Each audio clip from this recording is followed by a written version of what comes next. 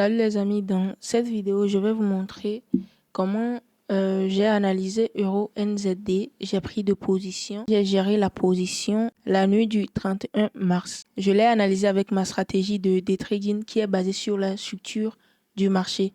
Pour ceux qui ne me connaissent pas, moi c'est Coach Kemi. Je suis tradeuse et fondatrice d'une école de trading en ligne. Sur cette page, je partage des idées d'analyse, la manière dont je fais une entrée, la gestion de position. Je donne aussi des conseils qui peuvent vous aider à vous améliorer. Pour suivre mon quotidien, rejoignez aussi mon canal Telegram.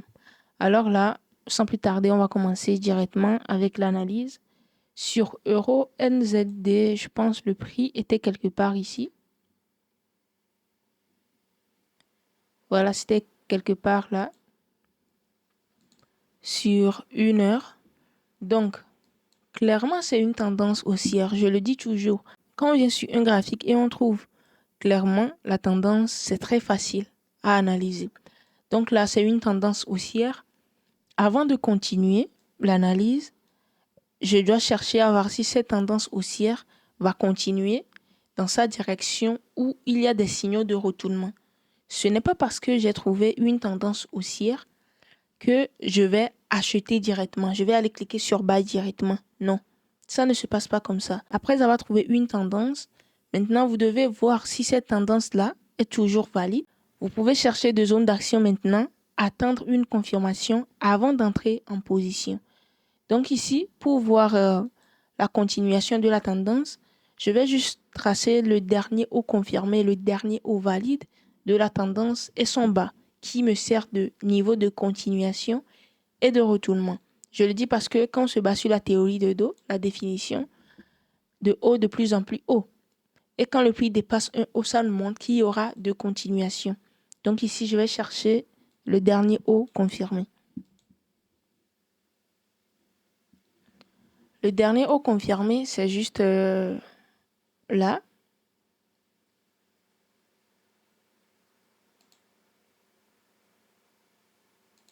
Quand le prix a créé le dernier haut confirmé, il y a eu de fausses cassures. Et après, le prix a clairement cassé devant, ce qui nous montre que c'est possible que le prix recommence avec l'impulsion haussière. Là, c'était un retracement.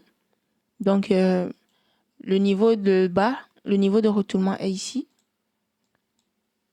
Donc, quand le prix a créé le haut, c'est le bas là, il a laissé, le dernier bas qu'il a laissé avant de casser. Donc, c'est le pourquoi j'ai pris ce niveau comme le bas.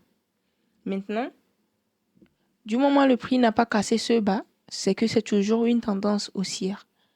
Donc, pour moi, j'ai fini l'analyse sur 1 heure comme ça. Tendance haussière en phase de continuation. Et maintenant, je sais que le prix, la tendance peut continuer dans sa direction. J'ai juste descendu sur 15 minutes pour affiner mon analyse. Donc là, sur 15 minutes, je viens sur 15 minutes, je dois encore identifier la tendance et la structure actuelle. Ici, sur 15 minutes, c'était toujours une tendance haussière, mais le prix a créé une nouvelle structure ici qui est bien visible. Donc, c'est sur ça que je vais me baser. Je me suis basé sur ça pour travailler. J'ai tracé le dernier haut confirmé de 15 minutes et son bas. Donc là, le dernier haut confirmé. Et ici, c'est son bas. Donc, sur 15 minutes, tendance haussière. Si le prix a cassé ce bas sur 15 minutes, ça veut dire que il y aura un retournement, un début de retournement sur 15 minutes. Du moment où le prix n'a pas cassé, le prix peut toujours monter avec l'impulsion. Ça sera l'impulsion haussière. Donc, j'ai trouvé sur 15 minutes qu'il y aura une continuation de la tendance haussière aussi. Donc là, je trace juste ma zone d'action que j'ai tracée quelque part ici. Voilà ma zone d'action. Maintenant, après, qu'est-ce qui s'est passé? Le prix était revenu sur la zone. Et quand le prix a touché la zone, je suis parti sur 1 minute pour faire mon entrée. Voilà, sur 1 minute, quand le prix a touché la zone, la structure était ici. Donc, c'était comme ça.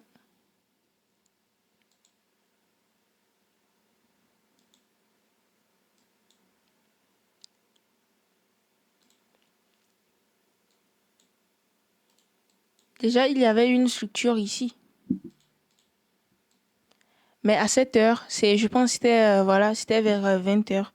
Donc déjà 20 heures, à partir de même 17 heures, 18 heures, moi, j'évite le marché et je reviens sur le marché après 22h30 pour faire l'analyse. Donc le prix faisait les mouvements en ce moment. J'ai pas analysé, j'étais même pas sur le marché. Après maintenant, le prix a évolué. Donc j'étais venu sur le marché. Après, le prix a créé une structure ici. Bon, je ramène sur les 22 heures d'abord. Je pense que je l'ai déjà dit plusieurs fois dans mes vidéos. J'évite le marché à 7 heures parce que il y a roulement de swap, ce qui fait que le prix crée de mouvements bizarres. Et ça devient instable. Donc voilà.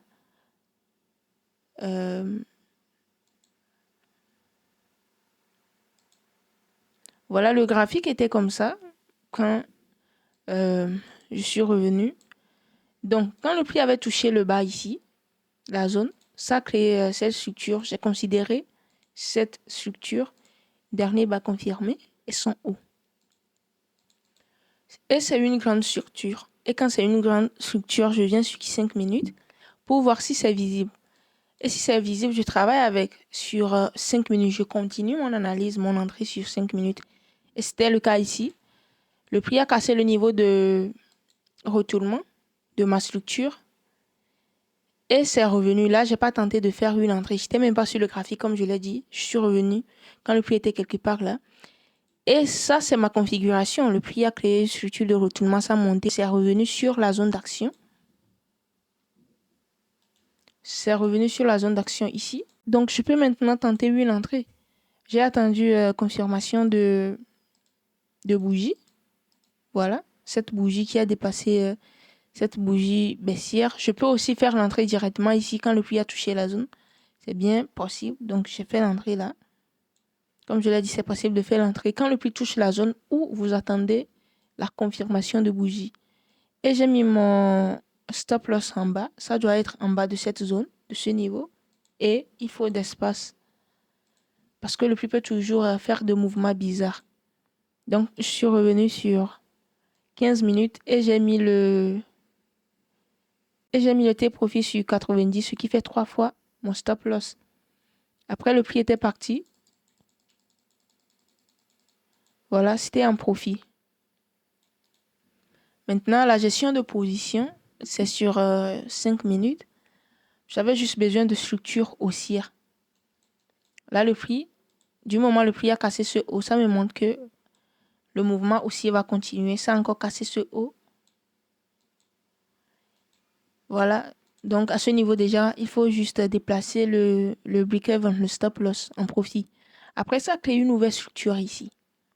À la cassure vers le bas, possible changement, possible invalidation de ce mouvement haussier. Donc, ça a cassé le bas. Voilà. Et ça a encore créé une nouvelle structure ici. Ce qui m'a montré que le mouvement haussier là a été invalidé. Donc, j'ai clôturé ma position manuellement. Là, le prix s'est retourné après. Donc, je suis sorti en profit quelque part ici.